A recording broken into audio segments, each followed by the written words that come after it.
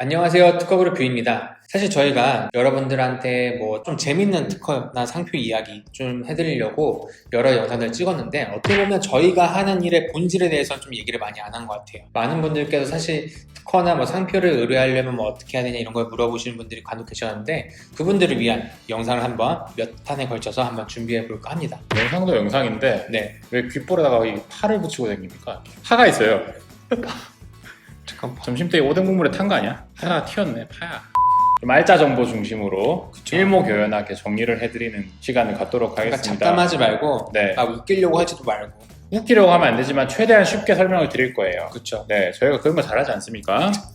네, 먼저 말씀드릴 내용 뭐냐? 특허를 내려면 뭐가 필요합니까? 저희가 영상을 정말 많이 찍었음에도 불구하고 전화를 주실 때마다 특허를 받고 싶은데 뭐가 있어야 되냐, 방문할 때 뭐를 가지고 가야 되냐, 뭐 이런 질문들 되게 많이 하셔가지고 네. 그것들을 한 방에 정리를 해보도록 하겠습니다. 네. 먼저 이 법을 안 보고 지나갈 수가 없어요. 특허법에서 말을 하고 있는 발명이 뭔지를 한번 설명해 주시죠.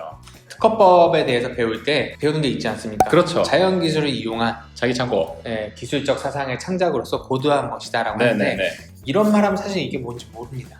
그냥 쉽게 얘기하면 저는 그냥 아이디어 네, 이 정도로 그냥 정의가 되는 것 같아요. 맞아요. 근데 그 아이디어가 특허로 될 수가 있고 안 될 수가 있잖아요. 근데 네네네. 그거에 대한 판단은 저희가 해드리는 거고 네. 저희를 찾아오시는 분들은 본인의 아이디어를 구체화해서 가지고 오시기만 하면 되는 거예요. 네. 특허법에서 말하는 기술적 사상이라고 하는 것이 바로 아이디어입니다. 그렇죠. 그리고 특허에서는 고도한 것을 추가로 요구하고 있는데 이 고도한 것을 쉽게 제가 좀 말씀을 해드리면 네. 물론 특허 요건상 진보성이라는 것도 연결되겠지만 네. 기본적으로 그냥 아이디어면 돼요 라고 말씀드리지 않습니다. 네. 뭐냐면 어느 정도 실체가 있는 아이디어라고 네. 말씀을 드릴 수 있을 것 같아요. 네. 그 이유는 발명의 카테고리, 그러니까 기술 분야별로 네. 이 구체화 수준, 실체화된 수준이 좀 다르게 요구된다는 겁니다. 그렇죠. 뭐 예를 들어서 비즈니스 모델 같은 경우에는 그냥 아이디어만으로도 실체화할 수 있어요. 그렇죠. 말만 되면 되는 거죠. 그럼요. 내가 어떠한 서버나 어떠한 시스템을 이용해서 이러한 사업을 모델링 하겠다 라고 하면 말 되잖아요. 그렇죠. 그런데 화학이나 바이오 네. 이런 것들은 밑도 끝도 없이 그냥 뭐 면역세포 가지고 암세포를 죽이겠다 그런 거 그냥 출원하면 등록해주나요? 절대 안 되죠. 구체화가 돼야 된다. 네네. 어느 정도 실현 가능성이 또 있어야 되고 그래서 네네네. 뭐 의학이나 뭐 화장품 뭐 그런 것들은 어느 정도 좀 데이터를 요구하긴 하죠. 네네. 네. 그래서 그런 점에서는 아까 말씀해 주셨듯이 카테고리별로 네. 이 기술이 어느 정도 구체화되어 있는지 그거의 정도는 좀 다르다고 보여집니다. 네네네. 그래서 어느 정도 실체화된 아이디어가 필요하고 네. 그리고 이걸 좀 세분화해서 말씀을 드려볼게요. 특허에서 말하는 발명은 세 개의 구성으로 나눠볼 수 있습니다. 뭐냐면 목적, 구성. 그리고 효과 네. 이렇게 세 가지로 나눠서 설명을 드려야 돼요. 그러니까 이 발명을 이루는 이 세 가지의 요소가 다 구비되셔야지만이 특허를 내고 특허를 받을 수 있습니다. 그렇죠.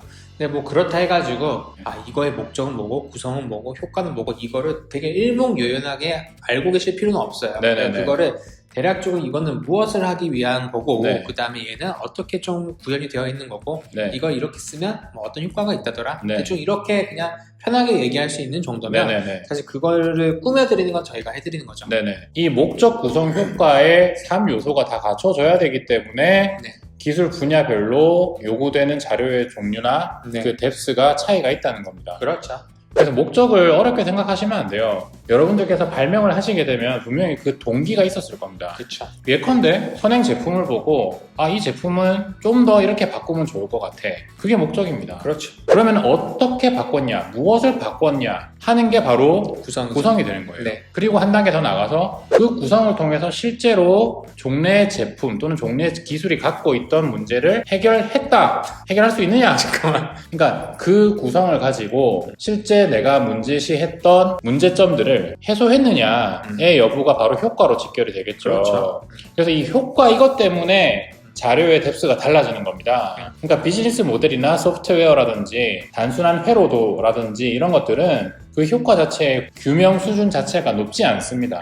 그런데 아까 말씀드렸던 바이오, 제약, 의약 뭐 이런 파트 또 화학 소재 이런 파트에서는 그 효과를 데이터가 아니면은 알 수가 없죠. 알 수가 없는 거예요.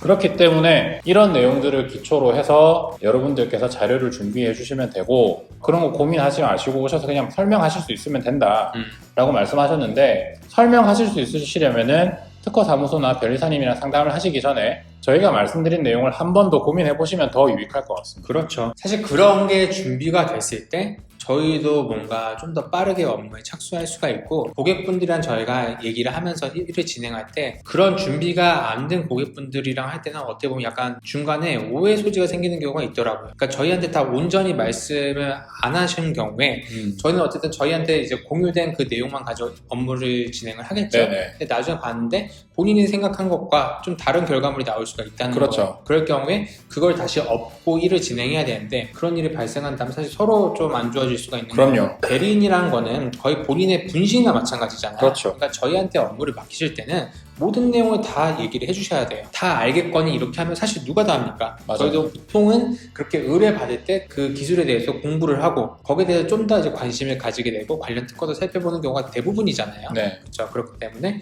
내 앞에 있는 이 대리인을 내가 내 기술에 대해서 좀 아무도 모르는 백지 상태의 이 대리인을 내가 좀 가르쳐 주겠다 라는 식으로 접근하시면 좀 더 편하지 않을까. 맞아요. 네, 그리고 좀 불미스러운 일도 없을 것 같고요. 네네네. 네. 변리사들은 기본적으로 수임된 업무에 대해서는 비밀 유지 의무가 있습니다. 그렇죠. 그래서 여러분들 걱정하지 마시고 발명 내용을 풀로 변리사님들께 공개를 해주셔야 되고요. 네. 그리고 실무적으로는 수임 단계까지 가지 않더라도 상담 단계에서부터 비밀 유지를 합니다. 그렇죠. 네, 그렇기 때문에 마음 편하게 드시고. 이런 얘기를 하는 이유가 있잖아요. 뭐 그렇죠. 어떤 분들은 변리사한테 얘기했더니 뭐 이 변리사가 자기 아이디어를 출원했다더라 카더라. 누가 그럽니까? 그러니까요. 네. 실제로 그런 사례가 있으면 저희가 고발 조치하겠습니다. 그리고 징계위원회 해부 이런 것도 하겠습니다. 그럼요. 그리고 그 풀로 공개를 해주셔야 되는 이유가 한 가지 더 있어요. 네. 좀 전에 김 변리사님 말씀해 주셨는데, 풀로 공개를 안 하신 상태에서 저희가 수임해서 초안 작성 같은 걸 한단 말입니다. 네. 그렇게 해서 초안을 보냈더니만 바로 클레임 하시는 경우가 있어요. 이거 뭔가 내 의도랑 안 맞다. 맞습니다. 이 내용이 더해져야 되는데, 근데 그 내용 설명도 안 했는데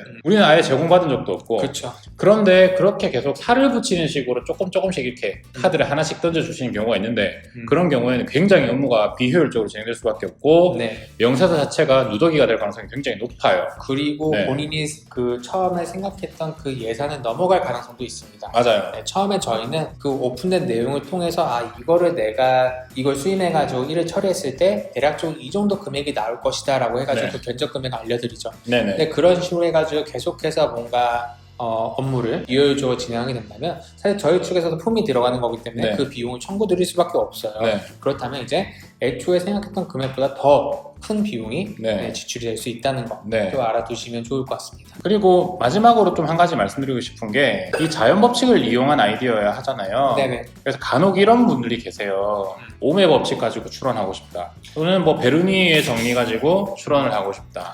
그 다음에 뭐 연구 발전, 무한동력 말이 안 되죠. 네네. 그런 것들 같은 경우에는 자연 법칙을 이용한 아이디어가 아니라 자연 법칙 그 자체이거나 아니면 자연 법칙상 성립할 수 없는 것들이기 때문에 네. 위배되는 것들이죠. 그런 것들은 또 특허를 받을 수가 없어요. 그래서 여러분들의 아이디어를 발명의 정의와 그 발명의 세 가지 구성 요소, 뭐였죠? 목적, 구성, 효과입니다. 네. 그 세 가지 나누어서 한번 생각해 보시고 어느 정도 효과를 규명할 수 있는지 본인의 제품과 기술 분야를 네. 고려하신 다음에 정리를 하셔서 변리사님들, 네. 특히나 저희들이랑 네. 상담을 해주시면 정말 원활하게 업무가 진행될 수 있지 않을까, 그리고 좋은 특허가 나올 수 있지 않을까 네네. 라는 생각이 듭니다. 물론 실제 대리를 하는 저희도 업무를 잘 해야겠지만 네. 사실 그 소스가 네. 출발선 자체부터가 네. 그게 제대로 준비가 됐다면 훨씬 더 등록 가능성이 높아지겠죠. 정말 좋은 말씀이세요. 네네. 변리사가 잘해서 특허를 받는 경우 별로 없어요. 네. 물론 디테일의 차이는 있을 수 있겠지만 그렇죠. 좋은 발명은 좋은 특허로 연결이 됩니다. 그리고 혹시라도 이런 것들을 좀 나누어서 정리하기가 힘드시다라고 하시면 특허 출원하시기 전에 또는 상담하시기 전에 저희한테 문의를 주시면 저희가 발명 요약서에 네네. 대한 포맷을 가지고 있어요. 네네. 네, 그런 것들을 좀 보내드릴 수 있으니까 네. 그것들을 그냥 A4지 한두 장으로 정리하셔서 네. 상담에 임해주시면 훨씬 더 네. 매끄럽게 진행할 수 있지 않을까라는 생각이 들고요. 그래서 오늘은 일단 변리사를 만나기 전에 내 아이디어가 특허를 받을 수 있는 것인지를 네. 알아보는 내용에 대해서 한번 얘기를 해봤는데요. 그리고 준비해야 할 것들. 그렇죠. 그러면 다음 시간에 더 재미있는, 더 유익한 내용으로 네. 인사드리도록 하겠습니다. 감사합니다. 감사합니다.